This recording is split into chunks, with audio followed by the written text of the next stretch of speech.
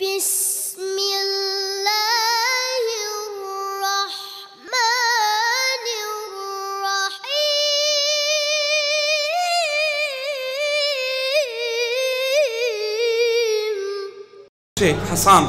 একটা হুসাইন আর একটা কন্যা জয়নাব। আমি তাদেরকে নিয়ে খেলাধুলা করতাম, তাদেরকে দেখভাল করতাম, লালন পালন করতাম। একদিন দুনিয়ার জমিনটা অন্ধকার হয়ে গেছে, আল্লাহর পেয়ারা মাহবুব আমাদের থেকে বিদায় হয়ে গেছে, গোটা কায়নাতটা অন্ধকারচ্ছন্ন হয়ে গেছে, চারিদিকে শুধু কান্নার রোল, কান্নার রোল। মা ফাতেমাতু জোহরা সহ্য করতে পারেন নাই বাবার বিচ্ছেদ, নবীর বিচ্ছেদ সহ্য করতে না পেরে তিনি এমনভাবে কাঁদলেন, এমনভাবে কাঁদলেন, 6 মাস অনাবরত তিনি কাঁদতে থাকলেন। কাঁদতে কাঁদতে কাঁদতে দুর্বল হয়ে গেলেন, তিনি সাকারাতের বিছানায় পড়ে গেলেন। রসুলের ইন্তেকালের 6 মাসের মধ্যে মা ফাতেমা বিদায় হয়ে যাবে, তিনি সাকারাতের বিছানায়। আমি বললাম, মা আপনি যখন থাকবেন না, আমিও আর মদিনা শরীফের মধ্যে থাকবো না, আমিও চলে যাব আমার বাবার বাড়ি। তবে আপনার কাছে একটা আমি আরজি পেশ করতে চাই, আপনি আমাকে একটা ওসিয়ত করেন, আমি যেন ওসিয়তটা পালন করতে পারি। মা ফাতেমা বললেন, আই ফিজ্জা, শোনো, জীবনে কোনোদিন কয়েদি দেখলে সেই কয়েদিগুলাকে তুমি একটু মেহমানদারি করবা। ও কয়েদি মহিলা, শোনো শোনো, আমি যে আজকে তোমাদেরকে মেহমানদারি করছি, এটা আমার মা ফাতেমাতু জোহরার ওসিয়ত আমি পালন করেছি। আমি আজকে বড় খুশি, কারণ এতদিন আমি অপেক্ষায় ছিলাম, না জানি আমার মৃত্যু চলে আসবে, আমি ফাতেমার ওসিয়ত পালন করতে পারবো না। আজকে খুশি, কারণ আমি আজকে মা ফাতেমার ওসিয়ত পালন করতে পেরেছি, আমি আপনাদেরকে মেহমানদারি করলাম। তখন জয়নাব বিনতে ফাতেমা বলছে, ও ফিজ্জা মহিলা, তোমার শেষ ইচ্ছা কি আমাকে একটু বলো না। বলে, আমার শেষ ইচ্ছা হচ্ছে আমার ইন্তেকালের আগে ওই ফাতেমাতু জোহরার 3টা সন্তানকে একটু আমি দেখব। আমি শুনেছি হাসানকে শহীদ করা হয়েছে, কিন্তু হুসাইন এবং জয়নাব এখনো বেঁচে আছে। আমার আখেরি ইচ্ছা আমি তাদের 2 জনের চেহারা দেখব। তখন জয়নাব বিনতে ফাতেমার নেকাব উল্টায় বলে, ও ফিজ্জা, দেখো দেখো, তোমার এই আশাটাও পূরণ করে দি, দেখো আমার দিকে আমি কে। আমি সাধারণ কোনো মহিলা নই, আমি ওই ফাতেমাতু জোহরার কন্যা জয়নাব বিনতে ফাতেমা। দেখো দেখো, সবার আগে যে সুন্দর মাথাটা দেখা যায়, এটা আমার ভাই ইমাম হুসাইনের মাথা। ও জয়নাব বিনতে ফাতেমা, আমার মা ফাতেমা আমাকে কি ওসিয়ত করেছে? আমার মা ফাতেমা বুঝি নিজের কন্যাকে মেহমানদারি করার জন্য আমাকে ওসিয়ত করেছে? আমি তা বুঝি নাই, আজকে বুঝে গেলাম। এই কথা বলে ফিজ্জা বেহুশ হয়ে গেলেন। তখন সেখান থেকে কাফেলা আবার রওনা শুরু করলো। দারুল হুকুমত, ইয়াজিদের দারুল হুকুমতের কাছে কাফেলা গেল। লম্বা কথা, 7 দিন পর্যন্ত ইমাম হুসাইনের মাথা সহ সমস্ত সঙ্গী সাথীদের মাথা দারুল হুকুমতের সামনে রেখে দেওয়া হয়েছে। কত বড় জালেম! ইমাম হুসাইনকে শহীদ করার পরেও ক্ষান্ত হয় নাই, ছুরি দিয়ে ইমাম হুসাইনের ঠোঁট এবং উটের মধ্যে আঘাত করছিল। ইয়াজিদ এত বড় জালেম, সে এক রাত ইমাম হুসাইনের মাথাটা নিজের ঘরে রাখলেন। একটি রাত রেখে সে কাঠের মধ্যে শুয়ে শুয়ে বলছে, বলে, হুসাইন এখন কেমন লাগে? হুসাইনকে দেখায়, বলে, এখন কেমন লাগে? বলছিলাম আমার হাতে হাত দাও, কলমা পড়ো, পড়লা না, এখন কেমন লাগে? এরকম বলে বলে স্ত্রীকে নিয়ে ঘুমায় গেলেন। হঠাৎ স্ত্রী ঘুম থেকে উঠে দেখছে, ঘুম ভেঙে যাওয়ার পর দেখছে একটা আসমান থেকে আলো নামতে নামতে নামতে নামতে ইমাম হুসাইনের মাথা মুবারকের কিনারে এসে থেমে গেছে। গোটা ঘর আলোকিত হয়ে গেছে। স্ত্রী ঘাবড়িয়ে গেল, বলে, হায় আল্লাহ, এটা কি মুআমালা? বলে, ইয়াজিদ উঠো না। বলে, কি হলো? বলে, দেখো না কি অবস্থা। ইয়াজিদ উঠে, সেও অবাক, বলে, কি এটা কোত্থেকে? কিন্তু স্ত্রীকে বুঝতে দেয় না, সে যে কাপুরুষ, স্ত্রীকে বুঝতে দেয় না। স্ত্রীকে বলে, অসুবিধা নাই, এগুলা মনে হয় চাঁদের আলো। স্ত্রী বলে, আমারে বেকুফ পাইছেন কেন, আমি চাঁদের আলো বুঝি না। সেও ঘাবড়ায় গেল, কোনোভাবে সাহস নিয়ে স্ত্রীকে নিয়ে ঘুমালো। সকাল যখন হলো, তাড়াতাড়ি সে বাহির হয়ে 70 জনের একটা কাফেলা বানিয়ে বলছে, তোমরা এই মাথাটা নিয়ে তোমরা আশকলনের মধ্যে চলে যাও। কোথায়? আশকলন, একটা জায়গার মধ্যে, তোমরা ওখানে চলে যাও, এই মাথাটা নিয়ে তাড়াতাড়ি চলে যাও, এখন রওনা হয়ে যাও। 70 জনের কাফেলা করে রওনা শুরু করেছে। 70 জন সবাই একটি জায়গার মধ্যে গিয়ে বিশ্রাম করছে। সকালে উঠে দেখে 69 জনের মাথা বডি থেকে আলাদা। 69 জন জালেমের মাথা বডি থেকে কি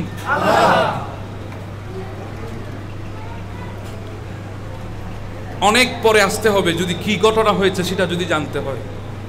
অনেক পরে হযরত সুলাইমান আল আমেশ আল কুফি রাদিয়াল্লাহু তাআলা ওনার নাম, যে নামটা বুখারী শরীফের পৃষ্ঠা উল্টালেই আপনারা পাবেন, যার কাছ থেকে ইমাম বুখারী অসংখ্য হাদিস বর্ণনা করেছেন।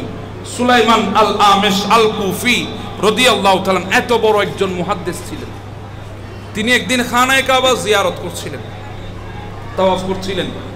হঠাৎ মুলতাজিমের কিনারে, মুলতাজিম মানে যেটা আল্লাহর ঘরের দরজা, সেখানে কিনারের মধ্যে এক বান্দা দোয়া করছে, আল্লাহ আমি জানি আপনি আমার দোয়া কবুল করবেন না। খানায়ে কাবা এটা এমন একটা জায়গা, যত বড় গুনাহগার হোক দোয়া করলে দোয়া কবুল। এখানে কয়েকটা জায়গা আছে যেখানে দোয়া করলে সাথে সাথে দোয়া কি হয়ে যায়, সেখানের মধ্যে একটা হচ্ছে মুলতাজিম, একটা হাজরে আসওয়াদ, একটা খাতিমে কাবা, একটা মকাম ইব্রাহিম, একটা রুকনে ইয়ামান, আর একটা হচ্ছে জমজম, আর একটা হচ্ছে সাফা মারওয়া। এই 7টা জায়গার মধ্যে দোয়া করলে সাথে সাথে দোয়া কবুল। কিন্তু সেখানে এই বান্দা দোয়া করছে, আল্লাহ আমি জানি তুমি আমার দোয়া কবুল করবা না, আল্লাহ আমি জানি তুমি আমার জন্য জাহান্নাম অবধারিত করে দিয়েছো। সুলাইমান আল আমেশ আল কুফি তাওয়াফ করার সময় এই কথাটা শুনে তিনি আশ্চর্য হলেন, কিরে বাবা এই অবস্থা কেন, এই বান্দা এখানে কি দোয়া করছে? এখানে মানুষ বলে আল্লাহ আমি যত বড় জালেম হই না কেন তোমার রহমত তো আমার জালেমের জুলুমের থেকে আরো বেশি, আল্লাহ তুমি মাফ করে দাও।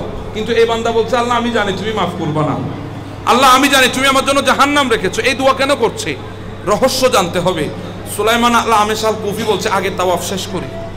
তিনি তাওয়াফ শেষ করলেন, শেষ করার পরে এসে ধরলেন, কিরে আল্লাহর বান্দা তুমি এই দোয়া কেন করছো? ধরার সাথে সাথে ওই বান্দা কিন্তু সুলাইমান আল আমেশ আল কুফিকে চিনেছে। বলছে হুজুর আপনি তো সুলাইমান আল আমেশ আল কুফি? বলে হ্যাঁ। বলে হুজুর আপনাকে বলতে হবে কথাটা, আপনাকে জানানো দরকার। বলে হুজুর চলেন আমরা হেরমের বাইরে যাই। নিয়ে গেলেন, হেরম থেকে অনেক দূরে নিয়ে গেলেন। নিয়ে যাওয়ার পর বলছে হুজুর আমি হচ্ছি ওই 70 জনের একজন। সুলাইমান আল আমেশ আল কুফি বলছে কোন 70 জনের একজন? বলে যে 70 জনকে ইয়াজিদ দায়িত্ব দিয়েছে সিরিয়া থেকে ইমাম হুসাইনের মাথা আশকলনে নিয়ে যাওয়ার জন্য, আমি ওই 70 জনের একজন। সুলাইমান আল আমেশ তিনি ভয় পেয়ে গেলেন, বলছে এই জালেম তাড়াতাড়ি ছাড়, তুই যেখানে আছো, তুমি যেখানে আছো সেখানে আল্লাহর গজব নাযিল হবে, তাড়াতাড়ি ছেড়ে দে, না জানি তোর কারণে আল্লাহ আমার উপর অসন্তুষ্ট হয়ে যেতে পারে। তিনি বলছেন হুজুর যাবেন ভালো কথা, কিন্তু কি কারণে আমি এই দোয়া করছিলাম একটু শুনে যান না। বলে আচ্ছা বলো কি কারণে দোয়াটা করছিলাম? বলে হুজুর আমরা যখন আশকলনের দিকে রওনা হলাম, আমরা একটি জায়গা গিয়ে ক্লান্ত হয়ে ঘুমিয়ে পড়লাম, রাত গভীর, হঠাৎ করে আমার ঘুম ভেঙে গেছে। আমি ঘুম থেকে জাগ্রত হলাম, জাগ্রত হয়ে দেখছি একটা বিরাট মঞ্চ বানানো হয়েছে, সুন্দর আলোকিত একটা মঞ্চ, আর ইমাম হোসেনের মাথাটা একটা সোনালী থালির উপর রাখা হয়েছে। আর জোরে বলেন না সুবহানাল্লাহ। সোনালী থালির উপরে ইমাম হোসেনের মাথা রাখা হলো, আর ওই মঞ্চের মধ্যে সারি সারি ভাবে চেয়ার বসানো হয়েছে, আসন বসানো হয়েছে। হুজুর আমি দেখে আছি, সবাই ঘুম, শুধু আমি মাত্র জাগ্রত। আমি দেখে আছি একটা বিরাট মেঘের টুকরো জমিনের মধ্যে চলে এসেছে। ওই মেঘের টুকরো থেকে একজন ফুটফুটে সুন্দর মানুষ বাহির হয়েছে, তার উচ্চতা প্রায় 60 হাত পর্যন্ত হবে, 7 হাত পর্যন্ত তার উচ্চতা হবে। এত বিশাল উচ্চতার মানুষ আমি জীবনে কোনোদিন দেখি নাই। উনি মেঘ থেকে বাহির হলো, বাহির হয়ে ইমাম হুসাইনের মাথাটা বুকের মধ্যে নিয়ে তিনি ক্রন্দন করছেন, বলছে হুসাইন, ও হুসাইন আমি তোমাকে স্বাগতম জানানোর জন্য, ধন্যবাদ জানানোর জন্য, তোমার শুকর আদায় করার জন্য এসেছি। হুসাইন আমি তো আসমানের প্রথম আসমানে আমি ছিলাম, ওখান থেকে এসেছি শুধু তোমাকে ধন্যবাদ জানানোর জন্যে, তোমার শুকরিয়া আদায় করার জন্যে। হুসাইন আমি কে তুমি জানো? আমি ওই ব্যক্তি, ওই জাত যে দুনিয়ার জমিনে এসে আল্লাহর মুর্দা জমিনকে জিন্দা করেছিলাম। আমি হলাম আদম সফিউল্লাহ, আমি দুনিয়ায় এসে মুর্দা জমিনকে জিন্দা করে দিয়েছি। ও হুসেন তুমি তো এত বড় শহীদ, আমি তো মুর্দা জমিনকে জিন্দা করেছি, তুমি তো মুর্দা ঈমানকে জিন্দা করে দিয়েছো। হুসাইন আমি তোমার শুকর আদায় করার জন্য এসেছি। ওই ব্যক্তি বলে আমি দেখে আছি। হযরতে আদম সফিউল্লাহ কান্নাকাটি করলেন, মাথা মোবারক রাখলেন, এরপরে তিনি একটা আসনে গিয়ে বসে গেলেন। দেখলাম আরেকটা মেঘের টুকরো আসলো, ওখান থেকে আরেকজন বাহির হয়েছে, তার হাতের মধ্যে লাঠি, তিনি একটি বাটি টাইপের ছিল, একটু চিকন টাইপের ছিল, ওনার হাতে একটা লাঠি ছিল। উনি মেঘ থেকে বাহির হলেন, বাহির হয়ে ইমাম হুসাইনের মাথাটা বুকের মধ্যে নিয়ে ক্রন্দন করছে, বলে হুসাইন রে, ও হুসাইন তুমি একটু আমার দিকে তাকাও। আমি কে তুমি জানো? আমি হচ্ছি ওই আল্লাহর পয়গম্বর যার সাথে আল্লাহ ডাইরেক্ট কথা বলেছে। আমি হচ্ছি মুসা কালিমুল্লাহ। আমি তো সপ্তম আসমানের মধ্যে ছিলাম, আল্লাহ আমাকে এই জমিনের মধ্যে পাঠিয়েছে তোমার শুকরিয়া আদায় করার জন্য। হুসাইন তুমি তো এমন ইমাম, এমন হুসাইন, তুমি তো তোমার নানার উম্মতের বাঙা তাকদীরকে তুমি জোড়া লাগিয়ে দিয়েছো। এভাবে হযরতে মুসা কালিমুল্লাহ তিনি ক্রন্দন করলেন, তিনিও একটি আসনের মধ্যে গিয়ে বসে গেলেন। এভাবে আরেকটা মেঘের টুকরো আসলো, ভেতর থেকে বাহির হলো একজন, তিনি এসে ইমাম হুসাইনের মাথা বুকের মধ্যে নিলেন। আয় হুসাইন শোনো শোনো, আল্লাহ তোমার মাকে কোনো হায়েজ এবং নেফাস দেয় নাই, আল্লাহ তোমার মাকে পবিত্র করে দিয়েছে। তোমাদের গর্ভের মধ্যে তোমার মায়ের নাভির সাথে সম্পৃক্ত করে তোমাদের আহার দেয় নাই, আল্লাহ তোমাদের জন্য স্পেশালি জান্নাত থেকে আহার টাইমে টাইমে তোমাদের মায়ের গর্ভের মধ্যে প্রেরণ করেছে। তোমরা তোমার মায়ের হায়েজ এবং নেফাস ছাড়া জন্ম লাভ করেছো, আর আমি বাবা ছাড়া জন্ম লাভ করেছি। আমি হচ্ছি আল্লাহর নবী হযরত ঈসা রূহুল্লাহ। আমি তো চতুর্থ আসমানে ছিলাম, তোমার শুকরিয়া আদায় করার জন্য এসেছি। তুমি তোমার নানা জানের উম্মতের তাকদীরকে তুমি জোড়া লাগিয়েছো। এভাবে তিনিও ক্রন্দন করে তিনিও বসে গেলেন। বলে এরপরে দেখলাম যাকে যাকে ফেরেশতা আসছে, হাজার হাজার ফেরেশতা জমিনের মধ্যে নামছে। আমি সব কিন্তু দেখে আছি। হঠাৎ করে দেখলাম যে একটা বিরাট মেঘের টুকরো, আগে যেগুলো এসেছে তার চেয়ে একটু বড়, চারিদিকে আলোকিত হয়ে গেছে, ব্যাপকভাবে আলোকসজ্জা হয়েছে। ওই মেঘ থেকে চারজন বাহির হয়েছে। কয়জন? চারজন। একজন সামনে ছিল, তিনার চেহারাটা এত নূরানি ছিল বলার মতো না। পেছনে তিনজন ছিল, সাথে একজন মহিলাও ছিল। মোট চারজন বাহির হলো। হঠাৎ করে দেখলাম ওই যিনি প্রথমে ছিলেন সুন্দর চেহারার ওই মানুষটি হঠাৎ করে হুসাইনের মাথাটা বুকের মধ্যে নিয়ে এমনভাবে ক্রন্দন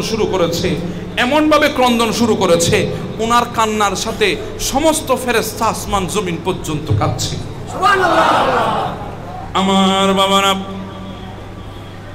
ওই ব্যক্তি বললেন, ও সুলাইমান আল আমেশ আল কুফি, আমি কিন্তু দেখে আছি ওই নূরানি শিকিলের মানুষ এমন ভাবে ক্রন্দন শুরু করলো, এমন ভাবে দুই চোখ থেকে পানি ফেলছে, ডাক দিচ্ছে হুসাইন চক্ষু খুলো না, আমার দিকে একটু তাকাও, আমি কে দেখো না, আমি তোমার নানা মুহাম্মাদুর রাসূলুল্লাহ। হুসাইন তোমাকে আমি ওয়াদা দিয়েছিলাম, তুমি আমার কাছ থেকে ওয়াদা নিয়েছিলা, তুমি আমাকে বলেছিলা নানা রে আমি তোমার উম্মতের জন্য শহীদ হব, কিন্তু যখন আমার গলার মধ্যে শিমুরে ছুরি চালাবে, ও নানা তুমি তখন কারবালার ময়দানের মধ্যে উপস্থিত হবে কিনা আমাকে ওয়াদা করো। ও নানা তুমি কারবালার ময়দানে আসবা, আমি তোমার চেহারার দিকে নজর করে থাকবো, শিমুর আমার গলার মধ্যে ছুরি চালায় নাকি আমার শরীরের মধ্যে স্টিম রুলার চালাই আমার কোনো খবর থাকবে না। আমি তোমার চেহারার দিকে তাকাই, দুনিয়াদারি সব ভুলে যাব।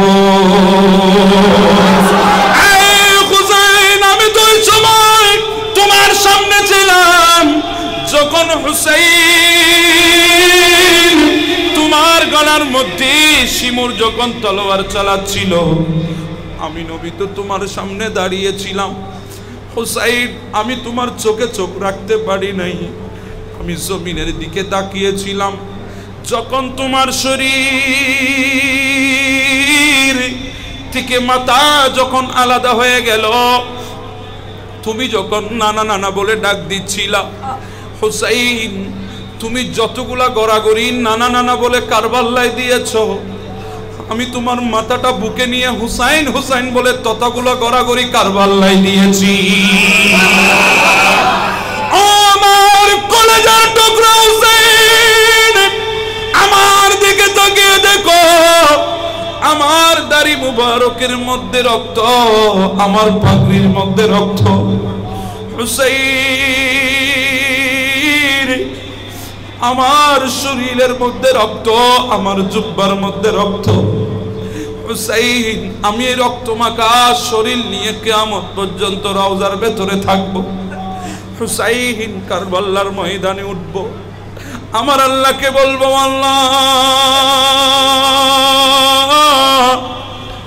আমার হুসাইনের রক্তের বিচার চাই, আমার হুসাইনের রক্তের বিচার চাই। এই কথা আমি আমার আল্লাহকে বলে বলে আমার কোটি কোটি জাহান্নামী উম্মতকে জান্নাতে নিয়ে যাব।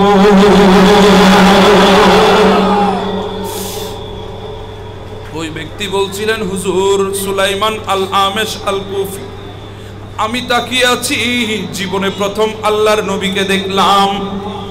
আল্লাহর নবী ক্রন্দন করছে। এই কথাগুলো যখন বলছিল, হঠাৎ করে ইমামে আলী মকামের চোখ মুবারক খুলে গেছে। ইমামে আলী মকামের জুবান নড়ানড়ি আরম্ভ করেছে।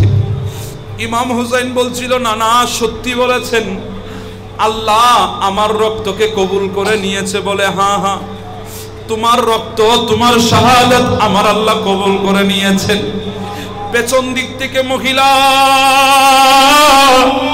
এমন ভাবে দৌড় দিয়ে সে রসুলের হাত থেকে মাথা মুবারকটা নিয়ে নিলেন।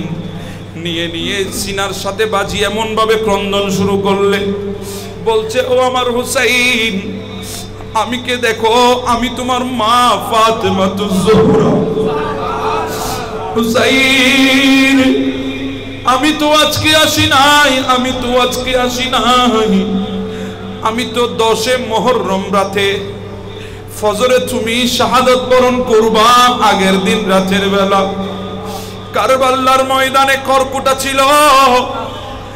আমি ফাতেমা জান্নাতুল বকি থেকে হাতের মধ্যে ঝাড়ু নিয়ে এসে কারবালার ময়দানটা পরিষ্কার করে দিয়েছিলাম, যাতে তুমি হুসাইন ব্যথা না পাও। হুসাইন, দুনিয়ার জমিনে মায়ের দুধের ঋণ কেউ কোনোদিন শোধ করতে পারবে না, কিন্তু আমি তোমার মা ফাতেমা বলছি, তুমি আমার দুধের ঋণ শোধ করে দিয়েছো। তুমি কিভাবে পারলা? একদিকে আমার নাতি আলী আসগরের লাশ রেখেছো, আর একদিকে আমার নাতি আলী আকবরের লাশ রেখেছো, আর একদিকে আমার নাতি ওন মুহাম্মদের লাশ তুমি রেখেছিলা। এতগুলা লাশের স্তূপের ভিতর তুমি বিন্দু পরিমাণ ভয় না পেয়ে, বিন্দু পরিমাণ সবর থেকে না সুরে তুমি কিভাবে নিজের রক্ত প্রবাহিত করে দিয়েছো? ওই ব্যক্তি বলে, ফাতেমাতুজ জোহরা কথাগুলো বলছিলেন, হঠাৎ করে উনার হাত থেকে আরেকজন মাথা মুবারকটা নিয়ে নিল। উনি বলছে, হুসাইন,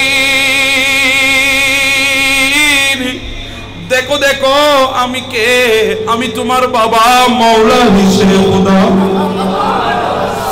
হুসাইন রে, আমি জানি তুমি কুফার জমিনে শহীদ হবা। আল্লাহর নবী আমাকে বলেছিল, সেজন্য তোমার শাহাদাতের অনেক বছর আগে আমি কুফার জমিনে এসে শহীদ হয়ে কুফার জমিনের মধ্যে শুয়ে আছি।